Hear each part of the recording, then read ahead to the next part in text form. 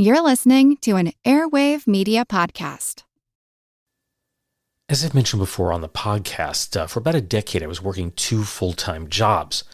By day I was a high school science teacher, but all the rest of the time, that's evenings, mornings, weekends, vacations, whenever, my time was filled with running an online pet supplies business with my brother. And we did sell that business back in 2010, so it's no longer a burden. But somehow, between all that, I found time to gut and remodel the upstairs of my house. I did probably 90% of the work myself, and I also started recording this podcast. And from the first day I started teaching, I had this idea to give each of my earth science students a blank pet carrier. You know, one of those small cardboard boxes that pet stores send small birds and the like home in. Anyway, I wanted to capitalize upon the old pet rock fad of the 1970s. So what students would do with their blank boxes, of course, create the outside packaging and also create a carrying booklet for the rock that I would assign to them.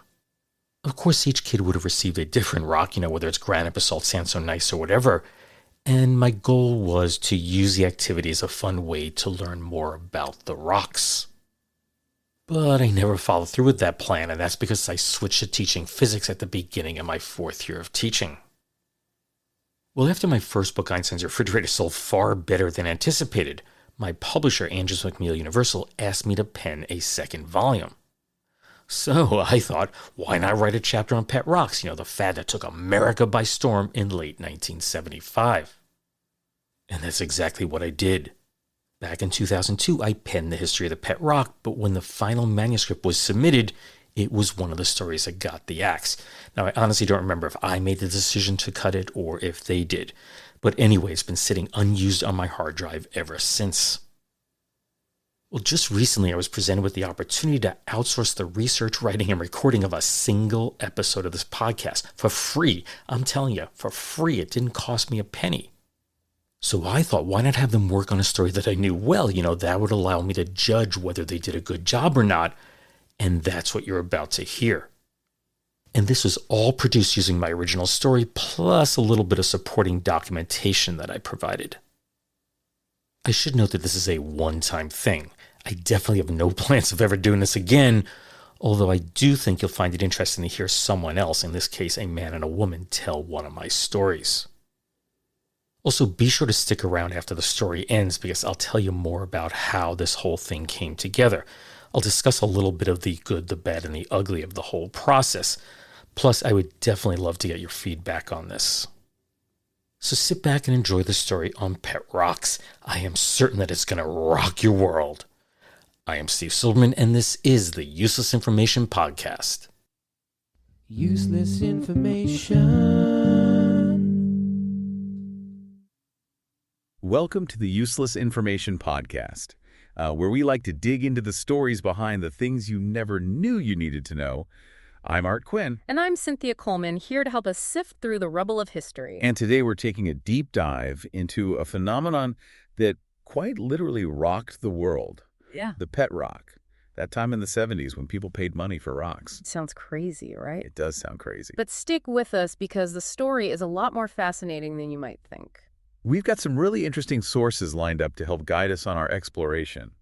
Today we're pulling from Wikipedia entries on both the pet rock itself and its creator, Gary Dahl. We've also got a mental floss piece that really breaks down the marketing genius behind this whole thing, and even a personal account from another inventor who seems a little obsessed with finding the quote-unquote next pet rock. So to get started, let's talk about the mastermind behind all this.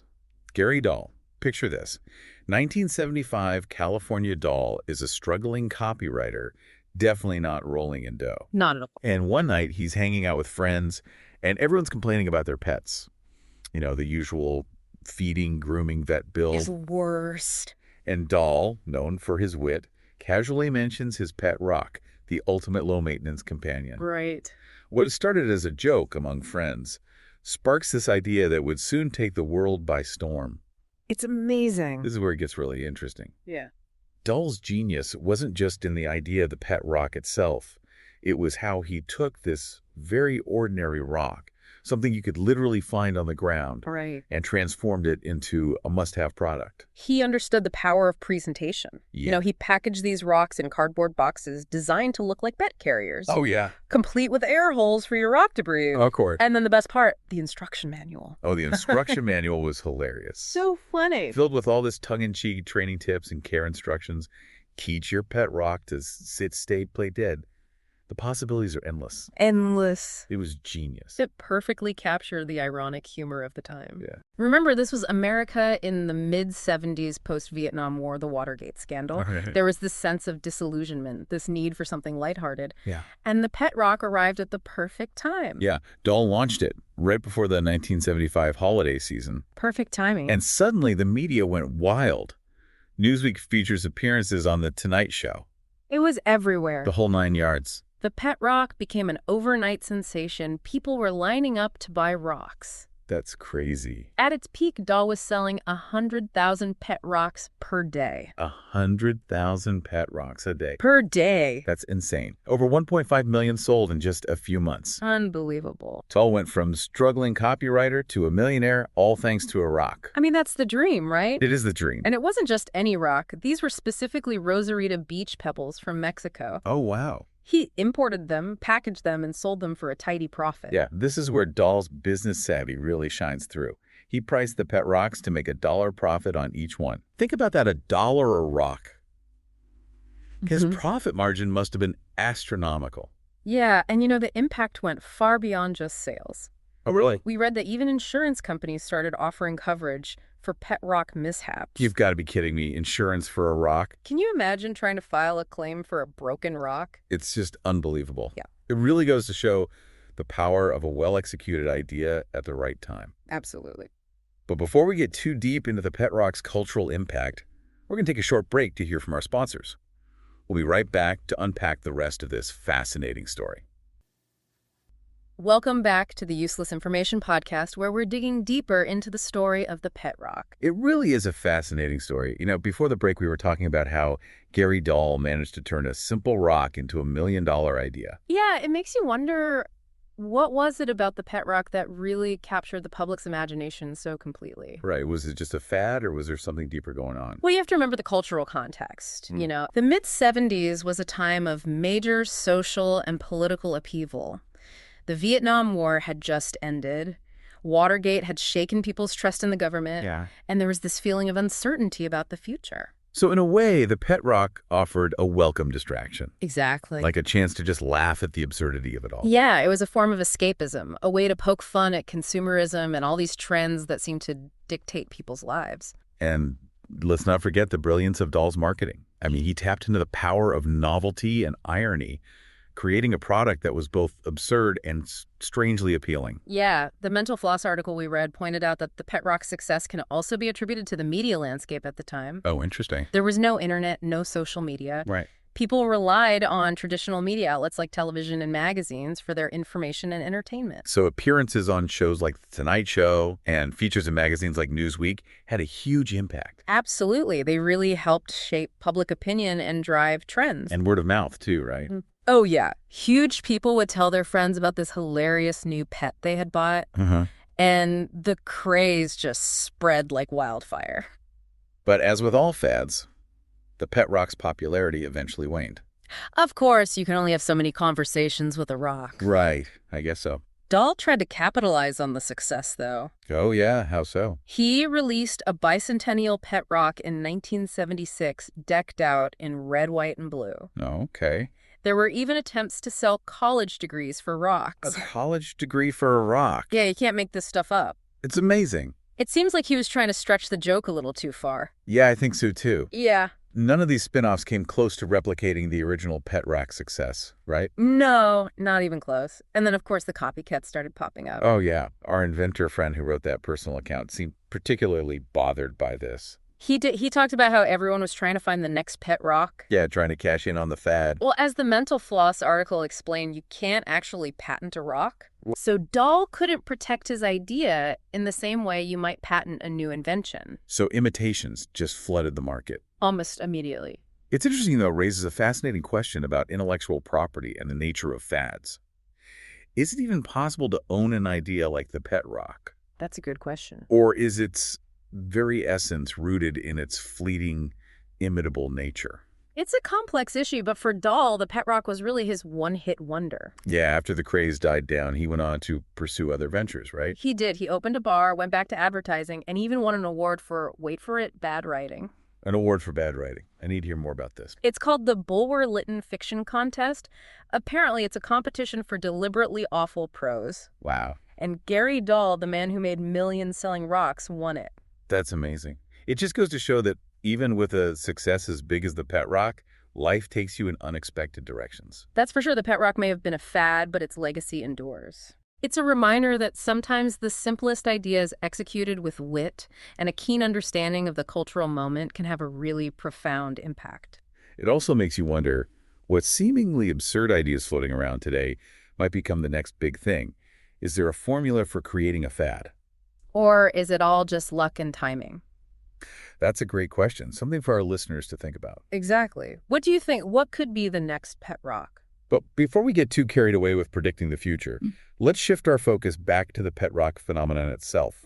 What can we learn from its rise and fall? Okay. I think one of the key takeaways is that sometimes the most successful ideas are the ones that tap into our collective desire for simplicity and humor, Right. In a world that can often feel overwhelming and complex. There's something refreshing about embracing the absurd. I agree. The pet rock also reminds us that marketing matters. Yeah. Dahl didn't just sell rocks. He sold an experience, a story. He understood that presentation and packaging can elevate even the most mundane object to a coveted item. And of course, timing is everything. The pet rock arrived at a moment when American culture was ripe for a little lightheartedness, a little bit of escapism. Exactly. Yeah. So as we wrap up our deep dive into the pet rock phenomenon, I think the biggest question we're left with is this. What makes a fad take off? Is it just luck, or is there something more to it? That's the question. Isn't it something for all of us to ponder? It's easy to just dismiss the pet rock as a silly fad, a product of its time. Yeah. But I think as we've seen, there's more to it than that. Yeah, what's fascinating to me is how the pet rock, in its own way, kind of made people think. It challenged our notions of value and what even makes something a product. Right. It was like Dahl was holding up a mirror to society saying, look what you're willing to buy. And the fact that it became such a massive success says something about, our desire for novelty and trends, and maybe even just our need for a little absurdity in our lives. It really is like a social experiment. Totally. An unintentional one, but still. Definitely Dahl tapped into something primal, like that human impulse to collect, to be part of something. Even if that something is completely meaningless. Exactly. Which brings us back to that question we keep coming back to. What makes a fad take off? Is it just luck, or is there a formula? Our inventor friend seems to think there's a formula. That secret sauce that can be replicated. Right, like he's on this quest to find the next pet rock. Yeah, convinced that he can just recapture that lightning in a bottle. But I think it's more nuanced than that, Okay. Sure, there are certain elements that contribute to a fad's success, like a catchy concept, clever marketing, the right cultural climate. But there's also an element of just chance, serendipity, being in the right place at the right time. It's like Dahl with the pet rock. He had a funny idea, and it just happened to launch at a time when America was looking for a distraction, a reason to smile. It really was a perfect storm. And even if you could perfectly replicate every factor that made the pet rock successful, there's no guarantee that you would get the same result. Right. Fads are fleeting and unpredictable by their very nature, Yeah, they grab our attention for a minute, and then poof, they're gone. Leaving behind a trail of nostalgia, and in the case of the pet rock, a few million pebbles gathering dust in attics across the country. So as we wrap up our deep dive into the pet rock phenomenon, I'm left with a sense of wonder and amusement. Yeah. It's a story that really highlights the power of creativity, the quirks of human behavior, and just the enduring allure of the absurd. Absolutely. And maybe there's a lesson in there for all of us. In a world that often takes itself too seriously, maybe we could all benefit from embracing a little silliness, Yeah, finding some joy in the unexpected. Exactly. And who knows, maybe somewhere out there, the next pet rock is waiting to be discovered. Waiting to be unearthed. But for now, let's just savor the memory of this bizarre and brilliant cultural moment, a testament to the fact that sometimes the most useless things can actually teach us the most valuable lessons. Well said. Thank you for joining us on this exploration of the pet rock phenomena. We hope you've enjoyed our deep dive into this quirky piece of history. And until next time, keep your minds open to the unexpected. And remember, sometimes the best ideas are the ones that make you laugh. So, did you realize that was all AI generated? It was all done in Google's Notebook LM. All I did was upload the documents and told it to create a podcast. The total time for it to do all that? Under 4 minutes. And all I provided were 3 documents. Of course, there was my story from 2002, but I was well aware that that was written before Gary Dahl died and needed some updating. So I just went out to the web and I grabbed 2 stories. And they did mention those. That was the Mental Floss article and the Wikipedia entry on Gary Dahl. I just pasted the links in. I never, ever read the stories. And these were my directions to the AI generator. There were just 3 bullet points. First one, be sure to include an introduction. The podcast name is a Useless Information Podcast. Also, have each host introduce themselves. The name of the male host is Art Quinn and the female host is Cynthia Coleman. And where did those names come from? Art came from artificial and Cynthia from synthetic. That's how I came up with those. As for the last names, I simply asked ChatGPT to suggest 25 last names and I chose the 2 that seemed best. Second bullet point. At approximately the halfway point in the recording, announce that we were taking a short pause to hear from the show's sponsor. After a short pause for a commercial break, welcome the listeners back. And the last bullet point was, at the very end of the recording, include a thank you and a goodbye. And as I was listening back to this, I did jot down some of my thoughts. First of all, this is a clear glimpse into the future. Just look how easy it was. But I must admit that it is downright scary. The one thing I did notice right away is that it's very vague. It lacks in details. But there are ways, if I wanted to work on it and, give it the directions to be more specific. This was more of an overview highlight type of a podcast. It also missed the subtle humor of my original story, in which I dreamed of coming up with the next fad, the next pet rock. But, it is a computer. But I still think it did a pretty good job. The hosts, they were very natural, playful in tone, even though it was totally artificial. Now, I did run this 4 times. There are 4 different versions of this podcast. They're all different in script. They're all different in length. And there was a reason for this. On the first run, I forgot to insert the directions, so I couldn't use that one. The second one was kind of odd. I asked it to take a commercial break, and it basically summed up the podcast like it was ending. And then all of a sudden it goes, welcome back. It just didn't make any sense. The third one was perfect until I got to the last couple of seconds. It was just chopped off. So the fourth one, the one you just heard, is the one that I opted to go with. When I started this podcast nearly 18 years ago now, no one knew what a podcast was.